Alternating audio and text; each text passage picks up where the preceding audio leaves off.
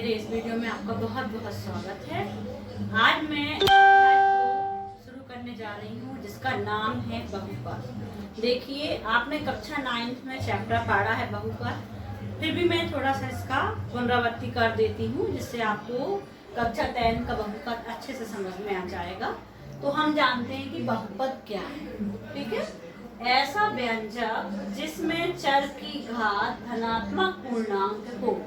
धनात्मक पूर्णांक आपका चालू होता है 0, 1, 2, 3, 4 से अनंत तक। ठीक है, तो आपको ये देखना है कि जिसमें चर की घात, चर मतलब जिसको हम संकेत से व्यक्त करेंगे x, y, z, ठीक है, जिसके मान में कुछ परिवर्तन हो सकता है उसे हम चर बोलते हैं।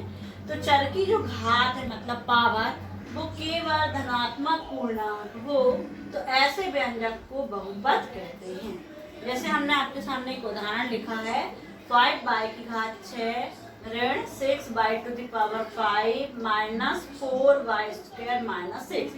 ये जो आपका सामने एक व्यंजक लिखा है, इसमें आप देखिए जो पावर है यहाँ 6 है, धनात्मक पूर्णांक है, यहाँ 5 है, धनात्मक पूर्णांक, यहाँ 2 है। तो जो घात है आपकी चर क्या है, यहाँ पर y है। तो चर की जो घातें हैं वो केवल धनात्मक पूर्णांक है, इसलिए इस व्यंजक को हम बहुपद कहेंगे। ठीक है, अचर किसे बोलेंगे, आपने चर तो समझ लिया, इसको हम संकेत x से, y से, t से, z से हम व्यक्त कर सकते हैं। अब अचर क्या है, वह मान जिसके मान में परिवर्तन संभव ना हो। जैसे आपके सामने लिखा है 5 का मान हमेशा 5 ही रहेगा, इसके मान में और कोई मान चेंज नहीं होगा। 6, 4 - 6, ये सारे जो पद है वो अचर कहलाते हैं। और ये जो आपका y लिखा हुआ है ये आपका चर कहलाता है जिसके मान में परिवर्तन संभव है। यदि बहुपद में एक ही चर हो, आप देख रहे हैं कि जो हमने आपके सामने उदाहरण लिखा है उसमें चर एक ही है, मतलब केवल y है।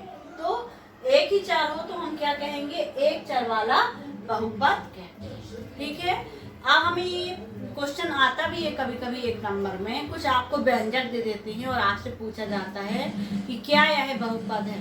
तो हम कैसे पहचान करेंगे कि कौन सा जो व्यंजक है वो बहुपद है या नहीं। तो आपको बहुपद की पहचान करने के लिए जो चर राशि है उसके आपको घातों को देखना है। मतलब x यदि चर है तो x की घात देखिए केवल कैसी होना चाहिए, धनात्मक पूर्णांक होना चाहिए। जैसे मैं आपके सामने एक एग्जाम्पल लिखती हूँ, कुछ उदाहरण लिखती हूँ, तो आप देखिए कि जैसे हमने आपके सामने ये लिखा,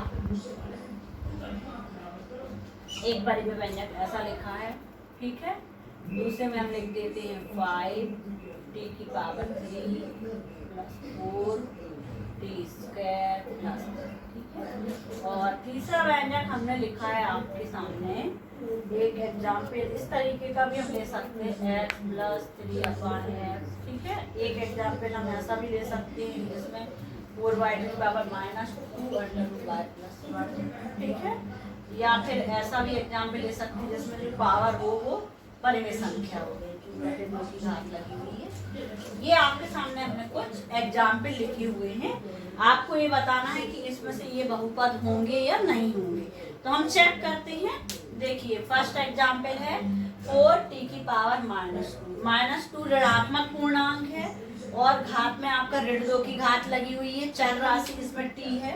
ठीक है, हम कोई भी संकेत से व्यक्त कर सकते हैं। ठीक है, जो हमारे लेटर्स होती हैं a से लेके z तक, उसमें कोई भी स्मॉल लेटर से हम चर को व्यक्त कर सकते हैं। तो यहाँ t चर है और चर की घात ऋणात्मक पूर्णांक है, इसलिए ये बहुपद नहीं है, ये आपका बहुपद नहीं कहलाएगा। ठीक है, ओके। आप देखिए, आपका दूसरा एग्जाम्पल देखिए, ये आपका √5 है, कर्णी 5 और t की पावर 3 + 4 t की पावर 2 + 3। ये आपके सामने एक हमने व्यंजक लिखा है, तो हमें पता करना है कि ये बहुपद है या नहीं। आप देखिए, ये जो कर्णिक चिन्ह है वो 5 में है। ठीक है, ये अचर राशि है, लेकिन आपको सिर्फ घातों को चेक करना है। तो t की पावर 3 धनात्मक पूर्णांक है, t की पावर 2 ये भी धनात्मक पूर्णांक, इसलिए ये क्या कहलाएगा, आपका बहुपद होगा।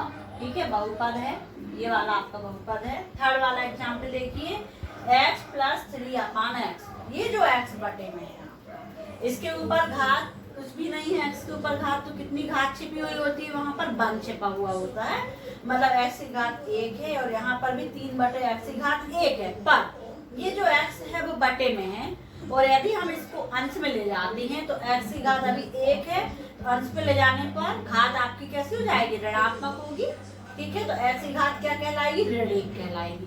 इसी कारण से इस बहुपद में जो ये बहुपद नहीं, ये व्यंजक में क्या कहलाएगा, x + 3x की पावर ऋण 1 आने लगेगी, और ऋण 1 क्या है, ऋणात्मक पूर्णांक है, इसलिए ये जो आपका परिमेय जो व्यंजक दिया हुआ है ये आपका बहुपद नहीं होगा।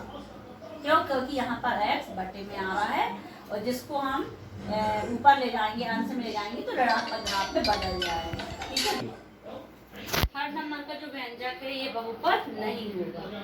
ठीक है, अब फोर्थ वाला देखें हम, इसमें 4/2⁻³ - 2√y + 1।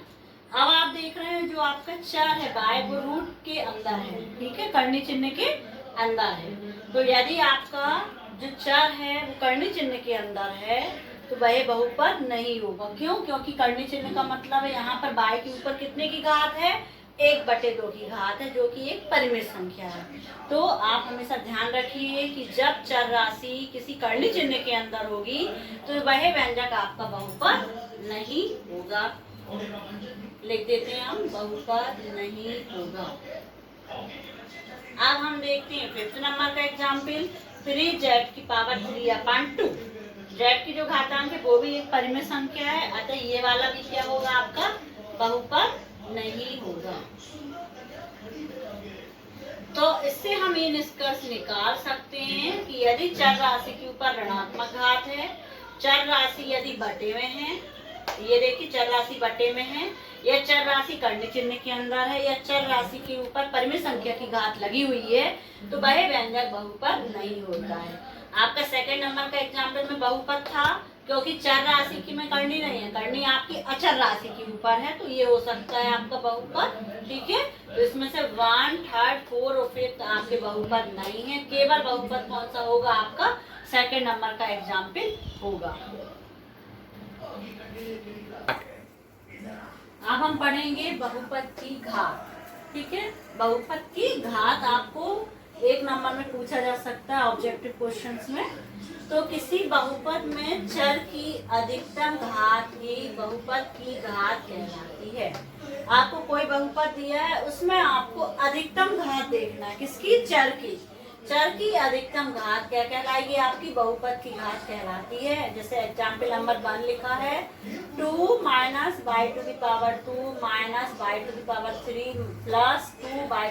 2 हम ये देख रहे हैं कि यहाँ y चर है, इस पे 2 की घात लगी हुई है, यहाँ पर 3 की घात लगी हुई है, और यहाँ पर कितने की घात लगी है, 8 की। और आपको चर की कौन सी घात देखना है, अधिकतम। अधिकतम का अर्थ है सबसे बड़ी घात। ये देखिए इस वाले बहुपद में सबसे बड़ी घात है 8, अतः बहुपद की घात क्या कहलाएगी, 8 कहलाएगी। ठीक है, बड़ी घात जो भी होगी वह आपका आंसर होगा। सेकेंड एग्जाम्पल में x⁵ - x⁴ + 3 लिखा हुआ है, अधिकतम घात कितनी है आपकी, 5 है। ठीक है, तो ये आप कहलाएगी बहुपद की घात बराबर 5, बड़ी घात देखना है। अब थर्ड नंबर के एग्जाम्पल में आप देख रहे हो केवल 2 लिखा है, x तो लिखा ही नहीं है। ठीक है, कोई भी अचर संख्या है वो भी बहुपद मानी जाएगी। क्यों, क्योंकि हमने आपको बताया है कि बहुपद में x जो चर की घात है वो धनात्मक पूर्णांक है। अब यहाँ x का कोई भी पद नहीं लिखा है, तो हमने आपको पहले भी बताया है कि यदि कोई पद नहीं है तो उसके ऊपर हम किसकी घात लगा सकते हैं, 0 की। किसी के ऊपर भी, किसी भी संख्या के ऊपर, चर राशि के ऊपर यदि 0 की घात है तो उसका मान होता है 1। तो x की घात 0 मतलब इसका मान 1 हो गया। तो 2 अकेले लिखा है, तो आपका यदि इसमें x बाय कुछ भी नहीं लिखा है चर, तो आप उसके ऊपर 0 की घात वाला पद मान सकते हैं। और इस प्रकार से शून्य घात लगी हुई है, इसलिए घात क्या कहलाएगी, मतलब बहुपद की घात आपकी शून्य ही कहलाएगी। ठीक है, 0 कहलाएगी। ठीक है, अब आपका चौथे नंबर के एग्जाम्पल में देखिए x कहाँ पर है, ये है। अब x के ऊपर कुछ भी नहीं दिख रहा है, जब x के ऊपर कोई घात नहीं लगी हो तो वहाँ कितने की घात मानी जाएगी, 1 की घात। याद रखिए, यदि x का पद नहीं है तो x के ऊपर 0 की घात मानेंगे, और यदि अकेला x वाला पद है, अधिकतम घात देखना है, तो x के ऊपर अभी कुछ अंक नहीं है तो वहां पर 1 छिपा होता है, हमेशा एक घात रहती है वहां। तो इस प्रकार से इस बहुपद की घात हो जाएगी 1, ठीक है, इसकी घात हो जाएगी 0। तो 8, 5, 0 और 1 ये कहलाएगी इन बहुपद की घात, जो कि 1 नंबर के विकल्प के क्वेश्चन में आपका क्वेश्चन एग्जाम में आता है। मैं आपके सामने कुछ और उदाहरण रखती हूँ। देखिए एग्जाम्पल नंबर 1 है 4x + 2। अब आप देख रहे हैं इसमें बहुपद की घात कितनी है, आप पहचान गए होंगे, 1 आपका छिपा हुआ है, मतलब इस बहुपद की घात 1 है। सेकेंड वाले एग्जाम्पल में देखिए 2y की घात 2 ऋण 3y धन 2। इसमें हम आपसे पूछे कि बहुपद की घात कितनी है, तो आप बता सकते हैं कि बहुपद की घात 2 होगी, ठीक है, ये 2 होगी बहुपद की घात। और तीसरे एग्जाम्पल में बहुपद की घात कितनी है, सबसे अधिक घात कितनी है x की 3। तो हम देख रहे हैं कि ये वाले जो बहुपद है आपका पहला एग्जाम्पल है उसमें चर x की अधिकतम घात 1 है, इसलिए इस बहुपद को हमने नाम दे दिया है, एक पर्टिकुलर नाम दिया है रैखिक बहुपद। तो ऐसा बहुपद जिसमें चर की घात अधिकतम घात 1 हो, ऐसे बहुपद को हम रैखिक बहुपद कहते हैं।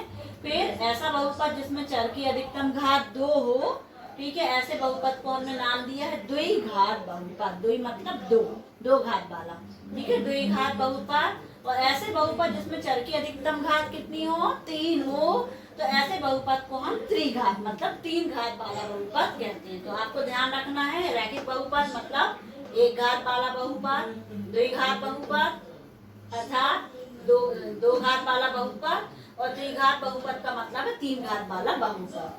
अब आपको मैं बता दे रही हूँ व्यापक रूप आपको समझना है, रैखिक बहुपद का व्यापक रूप। जो आपको रैखिक बहुपद हमने आपको लिखा है एग्जाम्पल 4x + 2।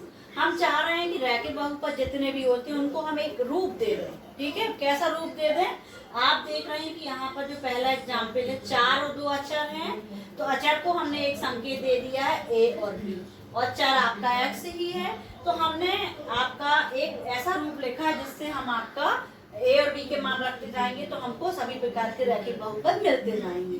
तो देखिए हमने क्या रूप दिया है, इसको व्यापक रूप कहते हैं, इसको हम ax + b, ठीक है, ये आपका रैखिक बहुपद का रूप है जिसमें केवल x वाला पद होगा, ठीक है। तो उसके हमने व्यापक रूप में जो अचर हैं उसके लिए a और b संकेत किया है, और यहाँ शर्त लगाई है a का मान 0 के बराबर नहीं होगा। क्यों? क्योंकि यदि a का मान ही 0 हो जाएगा तो पूरी की पूरी इस पद का मान 0 हो जाएगा, तब ये जो बहुपद बचेगा आपका वो आपका फिर रैखिक बहुपद नहीं कहलाएगा। इसलिए हमको यहाँ पर लिखना इम्पोर्टेंट है कि a बराबर नहीं 0। क्यों? क्योंकि a यदि 0 के बराबर हो गया तो ये फिर रैखिक बहुपद नहीं कहलाएगा, ठीक है। फिर आप देखिए द्विघात बहुपद का व्यापक रूप, द्विघात बहुपद आपका ये था, इसका व्यापक रूप देखिए, इसको भी हमने संकेत a दे दिया, और यहाँ पर चर हम कुछ भी ले सकते, तो हमने x का प्रयोग किया है। ax की घात 2 वाला पद आएगा पहले, फिर धन का चिन्ह, फिर दूसरा संकेत दिया अचर, दूसरे अचर को b संकेत दे दिया, प्लस b, फिर x लिया, x की घात 1 वाला पद, फिर प्लस लगाएंगे, फिर अचर पद जिसमें हमारा बिल्कुल भी x नहीं होगा। तो ये आपका कहलाएगा द्विघात बहुपद का व्यापक रूप, जहाँ पर ये शर्त आपकी फिर भी लगेगी कि a का मान 0 के बराबर नहीं होना चाहिए, क्योंकि इसी के कारण आपका द्विघात बहुपद कहला रहा है। अब त्रिघात बहुपद के व्यापक रूप को हम कैसे लिखेंगे, अब आप समझ गए होंगे कि जितने भी अचर हैं उनको हमें a b c d संकेत दे रहे हैं और चर को हम x दे रहे हैं। अब आप देख सकते, देखिए ax की पावर 3 पहले 3 घात का आया, फिर प्लस, फिर अगला अचर ले लिया हमने b, x की पावर 2, फिर प्लस c, x की पावर 1, फिर बिना x की घात वाला पद मतलब प्लस d। तो a b c d अचर हैं, और यहाँ पर भी शर्त रहेगी a बराबर नहीं 0। इस प्रकार से रैखिक बहुपद का व्यापक रूप आपको याद रखना है, द्विघात बहुपद का और त्रिघात बहुपद का व्यापक रूप आपको ध्यान में रखना है, ठीक है। इसके बाद हम आपको बहुपद को लिखने का तरीका बता रहे हैं। बहुपद को इंग्लिश में कहा जाता है पॉलिनोमियल, ठीक है। पॉलिनोमियल का हमने ले लिया p। तो अब हमको यदि चर x का बहुपद है तो हम उसको कैसे व्यक्त करेंगे, p लिखेंगे, कोष्टक लगाएंगे और कोष्टक के अंदर लिख देंगे x। इसका अर्थ है कि x चर वाला बहुपद, ठीक है। यदि y है तो हम py लिख लेंगे, T4 है यदि किसी बहुपद में तो PT से व्यक्त करेंगे। तो ये बहुपद को व्यक्त करने का एक तरीका हो गया है। P क्यों लिया है हमने? पॉलिनोमियल का हमने P ले लिया, जिसको हम कहेंगे बहुपद। अब उदाहरण देखिए, जैसे कि हमारा ये 2x + 3 एक बहुपद था, इसमें चर कौन सा x है, तो हम इसको px से व्यक्त कर सकते हैं। और py में आप देखिए y आपका इसमें चर राशि है, तो इसके बहुपद को हम py से व्यक्त कर सकते हैं। अब आपने देखा बहुपद को व्यक्त करने का तरीका, ठीक है। तो आप समझ गए होंगे कि आपको बहुपद को कैसे हमको लिख सकते हैं।